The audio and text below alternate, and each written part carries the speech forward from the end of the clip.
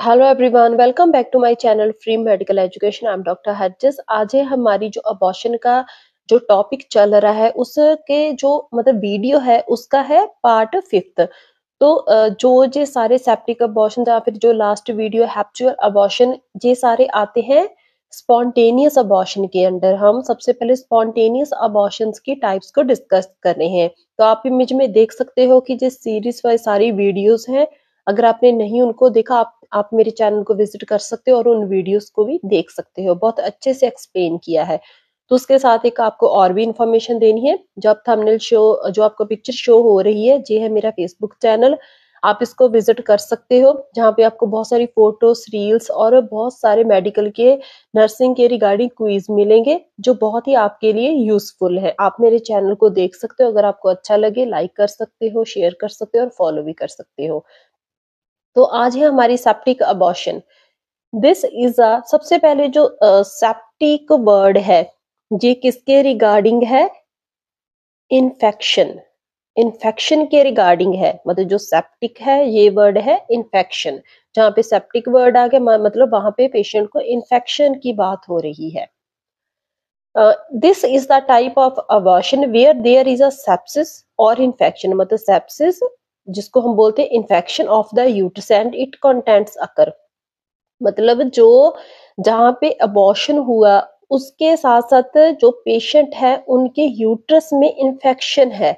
Patient के जो uterus है उसमें इन्फेक्शन हुई, जहां फिर उसके साथ जो स्ट्रक्चर्स हैं उन तक भी, जो पेल्विक स्ट्रक्चर्स है उन तक भी इन्फेक्शन है वो पहुंच गई।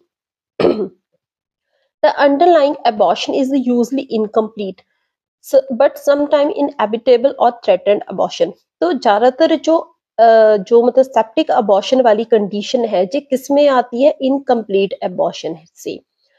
तो अगर आपने इनकम्प्लीट, थ्रेटेंड अबॉर्शन या इनएविटेबल अबॉर्शन के रिगार्डिंग वीडियो चाहिए तो इसके साथ ही पड़ी है सीरीज में, एक लाइन में ही सारी वीडियोस हैं, तो आप उनको देख सकते हो। उनमें मैंने बहुत अच्छे से इनकी डेफिनेशन के इसके रिगार्डिंग बहुत अच्छे से एक्सप्लेन किया है। तो ज्यादातर ये सारी जो सेप्टिक अबॉर्शन की कंडीशन आती है किन केसेस में आती है? Incomplete abortion. तो इनकम्प्लीट में इसके नाम से ही हम आइडिया लगा सकते हैं कि जिसमें जो अबॉर्शन है, जो प्रोडक्ट था सारा कंसेप्शन का, जो फीटस वो आधा बाहर आ गया, आधा अंदर ही उसके कुछ टिश्यूज हैं वो पड़े हैं। कुछ कुछ अबॉर्शन हुआ फीमेल का, उनमें जो सारा जो कंसेप्शन प्रोडक्ट का फीटस थे, उनकी मेम्ब्रेन्स थी, वो आधी बाहर आ गई, आधे प्रोडक्ट अंदर ही पड़े हैं। तो वो सारा सोर्स बनता है इन्फेक्शन का। तो कई बार ये इन एपिटेबल और थ्रेटेड अबॉर्शन में भी दिखाई देती है। ज्यादातर किस केस में सेप्टिक अबॉर्शन होता है? इनकम्प्लीट, जो इनकम्प्लीट अबॉर्शन उस टाइप में सेप्टिक अबॉर्शन आता है। फिर आगे इसकी क्लिनिकल ग्रेडिंग। तो इन जे यूट्रस तक जहाँ पे सेप्टिक अबॉर्शन है, इसमें इन्फेक्शन हुई, उसको ग्रेड के अकॉर्डिंग इन्फेक्शन को डिवाइड किया गया है। फर्स्ट है ग्रेड 1, ग्रेड 2, ग्रेड 3। फर्स्ट है grade 1, infection is localised to the uterus associated with spontaneous abortion. कि जो इन्फेक्शन है वो सिर्फ यूट्रस तक ही सीमित है, सिर्फ अभी तक यूट्रस में ही है। Grade 2, infection spread to pelvic structure. तो आगे जो इन्फेक्शन थी वो यूट्रस के साथ साथ पेल्विक स्ट्रक्चर्स तक भी पहुंच गई, जैसे कि फेलोपियन ट्यूब्स होगी, जो भी जो यूट्रस से बाहर वाला एरिया है, पेल्विक है, ऑर्गन्स है, वहां तक भी चलेगी। जो पेल्विक स्ट्रक्चर्स हैं वहां तक। ग्रेड 3, जनरलाइज्ड पेरिटोनाइटिस और सेप्टिक शॉक। फिर आ गया पेरिटोनाइट्स, पेशेंट के जो पेरिटोनियम लेयर है, जो इंटरनल ऑर्गन्स को कवर करती है, एब्डोमिनल ऑर्गन्स को, पेल्विक ऑर्गन्स को कवर करते हैं, उसको बोल देते हैं पेरिटोनियम। उसमें भी इन्फेक्शन चलेगी, पेरिटोनाइटिस हो गया, इन्फ्लामेशन होगी पेरिटोनियम कैविटी, जो इन्फेक्शन है वो आगे और स्प्रेड होगी। और जो पेशेंट है वो सेप्टिक शॉक में चला गया। सेप्टिक शॉक क्या है? ये एक सीरियस कंडीशन है, सीरियस लेवल की पेशेंट को इन्फेक्शन होती है। ये बॉडी वाइड इन्फेक्शन, सारी बॉडी में इन्फेक्शन है वो चली जाती है। तो इसका मेन इसमें क्या होता है? जो बीपी है वो पेशेंट का बहुत ही लो हो जाता है, मेन है जी इसका सिम्टम। तो फर्स्ट में था सिर्फ यूट्रस तक, सेकंड में पेल्विक स्ट्रक्चर्स तक पहुंच गया, और थर्ड में क्या हुआ, पेरिटोनाइटिस पेशेंट के जो इंटरनल ऑर्गन्स थे उनकी कवरिंग तक पहुंच गया और पेशेंट है वो सेप्टिक शॉक में चला गया। पेशेंट की जो एक लाइफ थ्रेटनिंग कंडीशन बन जाती है, अगर इसको ट्रीट ना किया जाए पेशेंट की डेथ भी हो जाती है, क्योंकि इसमें जो बीपी है वो बहुत ज्यादा ड्रॉप कर जाता है। फिर आगे इसके कॉजेज और risk factors. A septic shock sorry A septic abortion can occur when bacteria enter the uterus. तो वी ऑल आर नो कि जो इन्फेक्शन होती है उसका मेन कारण होते हैं बैक्टीरियाज। मतलब किसी भी कारण की वजह से यूट्रस में बैक्टीरिया है वो एंटर हुआ।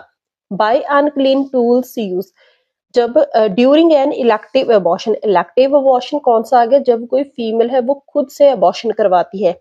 ज्यादातर जो मतलब कई ऐसी फीमेल्स होते हैं वो लोकल हॉस्पिटल जो क्लिनिक होते हैं छोटे उनमें ही करवा लेते हैं अबॉर्शन। तो वहां पे क्या होता है, बहुत अनहाइजीनिक टूल्स होते हैं उनके, वो प्रॉपर उनको मतलब स्टाइल तरीके से क्लीन टूल्स को यूज नहीं करते उनके, वो अच्छे से मतलब उनको ऑटोक्लेव नहीं किया होता, बहुत सारी इन्फेक्शन होती है उनके टूल्स से। तो उनसे जब उनके अनक्लीन टूल्स होते हैं तो वहां पे फीमेल जाके अपना इलेक्टिव अबॉर्शन करवाते हैं, तो उससे भी क्या है, जो बैक्टीरिया है वो यूट्रस में एंटर हो जाता है। तो मेन कौन कौन से जो कॉजेटिव ऑर्गन्स कौन से बैक्टीरिया है वो ज्यादातर पाए जाते हैं जब सेप्टिक शॉक होता है यूट्रस में। Streptococci, tetanus bacillus, E coli, klebsiella, pseudomonas and staphylococci. तो ये सारे ऑर्गेनिजम्स हैं। तो नेक्स्ट हम डिस्कस करेंगे रिस्क फैक्टर्स, मतलब कौन कौन से और फैक्टर्स हैं जो सेप्टिक एबॉर्शन को बढ़ावा देते हैं। फर्स्ट है the fetal membranes surrounding the new born child have rupture. जो फीटस होता है उसके सराउंडिंग जो मेम्ब्रेन्स होती हैं अगर वो किसी भी कारण की वजह से रप्चर हो जाए तो वो भी एक सोर्स बन जाता है यूट्रस में इन्फेक्शन का। फिर आगे the women has a STD infection such as chlamydia, मतलब कोई फीमेल है उनको सेक्सुअली ट्रांसमिटेड इन्फेक्शन है तो उससे भी क्या है सेप्टिक एबॉर्शन जहां फिर यूट्रस में जो इन्फेक्शन है उसका कारण बन जाता है। NIUD मतलब इंट्रा यूट्राइन डिवाइस वास left in place during pregnancy, जैसे कि प्रेगनेंसी के दौरान जो IUD इंट्रा यूट्राइन डिवाइसेस होते हैं जो प्रेगनेंसी को कंट्रोल करते हैं, बर्थ कंट्रोल डिवाइस है, उनको मतलब अंदर ही पड़े रहे, उनको रिमूव ना किया जाए तो वो भी एक इन्फेक्शन का सोर्स होते हैं।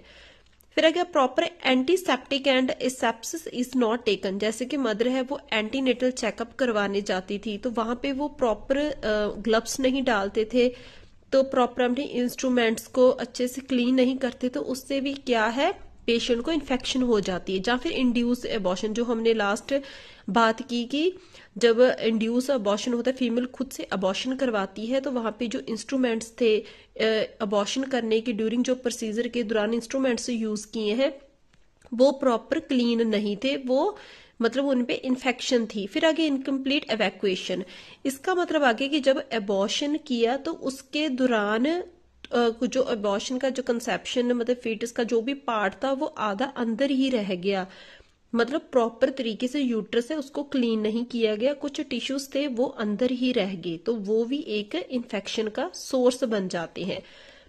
फिर आगे इनके क्लिनिकल मैनिफेस्टेशंस, पहले तो आगे अगर किसी भी पेशेंट को इन्फेक्शन हुई है बॉडी में तो सबसे पहले उनको होगा हाई फीवर, उनको फीवर होगा। फिर आ गया टैकीकार्डिया, उनकी धड़कन बढ़ जाएगी। फिर आ गया लोअर एब्डोमिनल पेन, तो यूट्रस के एरिया है तो एब्डोमिनल पेन होगी। फोर्थ पॉइंट है प्रलॉन्ग्ड और हैवी वजाइनल ब्लीडिंग, पेशेंट की वजाइनल ब्लीडिंग है वो बहुत ज्यादा होगी, सिवियर लेवल पे होगी। Foul smelling vaginal discharge, patient को जो वजाइनल डिस्चार्ज आएगा वो बहुत ही स्मेल वाला होगा, उसमें से गंदी सी बदबू आएगी। बैक एक, पेशेंट को बहुत ज्यादा बैक में भी पेन होगी। और लो बीपी, पेशेंट का ब्लड प्रेशर भी कम होना स्टार्ट हो सकता है। तो नेक्स्ट है as the condition becomes more serious sign of septic shock में अपीयर इंक्लूडिंग, अगर जो कंडीशन है वो बहुत ज्यादा सीरियस हो गई, मतलब जो इन्फेक्शन से ज्यादा सीरियस क्या हुआ, पेशेंट है वो सेप्टिक शॉक में चला गया, मतलब ये एक लाइफ थ्रेटनिंग कंडीशन है, अगर इसको ट्रीट ना किया जाए अच्छे से तो पेशेंट की डेथ भी हो सकती है। तो उसके मेन 4 जो सिम्टम्स हैं वो होंगे हाइपोटेंशन, पेशेंट का ब्लड प्रेशर बहुत ज्यादा गिर जाएगा, बहुत कम होगा। हाइपोथर्मिया, पेशेंट का टेम्परेचर भी बहुत ज्यादा कम हो जाएगा। फिर आ गया ओलिग्यूरिया, तो ये एक रीनल के रिगार्डिंग टर्म है जिसमें क्या होता है, पेशेंट के यूरिन आउटपुट है वो बहुत लो हो जाती है। इवन कि मैंने ऐसे भी कंडीशंस देखे पेशेंट की आउटपुट नील हो जाती है। फिर आ गया डिस्निया, DYSPNEA, मतलब कि पेशेंट को रेस्पिरेटरी डिस्ट्रेस भी होगा, उनको ब्रीथिंग डिफिकल्टी होगी, पेशेंट को सांस लेने में दिक्कत आएगी। तो ये सारे लक्षण किसके हैं, सेप्टिक शॉक के। तो फिर आ गया इसका treatment, IV fluid should be provided to the maintain BP and urine output. तो हमने पेशेंट को IV फ्लूइड्स देने हैं जो उसका जो ब्लड प्रेशर है वो कंट्रोल में आए और यूरिन आउटपुट भी आ जाए थोड़ी। फिर आ गया एंटीबायोटिक्स, तो पेशेंट को मेन सेप्टिक शॉक में है, मतलब पेशेंट को इन्फेक्शन है, तो उसके लिए हम क्या, पेशेंट को antibiotic should be given until the fever is gone, like ampicillin, amoxicillin, cefotaxime and gentamicin. Patient को एंटीबायोटिक्स दिए जाएंगे क्योंकि अगर इन्फेक्शन है तो एंटीबायोटिक्स दिए जाएंगे। तो जब तक उसका जो फीवर है वो कम नहीं हो जाता तो अकॉर्डिंग टू गायनाकोलॉजिस्ट पेशेंट को एंटीबायोटिक्स दिए जाएंगे। फिर आ गया अगर एंटीबायोटिक्स देने से या फिर IV फ्लूइड्स देने से भी कंडीशन है वो, मतलब उसके बाद भी पेशेंट की कंडीशन है वो थोड़ी क्रिटिकल है, उसमें कोई सुधार नहीं आ रहा, तो पेशेंट का डायलेशन क्यूरेटेस, मतलब DNC शॉर्ट में, DNC जो प्रोसीजर को हमने पहले भी कई वीडियोस में डिस्कस किया है, जो प्रोसीजर है वो किया जाएगा, मतलब ये एक सर्जिकल प्रोसीजर है जो कि गायनाकोलॉजिस्ट के थ्रू किया जाता है। मतलब इसमें क्या है, यूट्रस में अगर कोई टिश्यूज पड़े हैं कंसेप्शन के, उनको बाहर निकाला जाएगा, अच्छे से जो यूट्रस है उसको क्लीन किया जाएगा। इफ इन्फेक्शन इज सीवियर, कई केसेस में ऐसे हैं इन्फेक्शन बहुत ज्यादा सीवियर हो जाती है जहां तक कि जो यूट्रस है उसमें एब्सेस, मतलब बहुत ज्यादा पस फॉर्मेशन हो जाती है, यूट्रस से बहुत ज्यादा इन्फेक्टेड हो जाता है, तो उस केस में स्ट्रेक्टमी, मतलब यूट्रस को रिमूव किया जाता है। तो अगर आपको मेरी ये वीडियो या फिर ये जो मेरा कंटेंट है आपको अच्छे से समझ आया, मेरे चैनल को लाइक करना, शेयर करना, सब्सक्राइब करना। Thank you.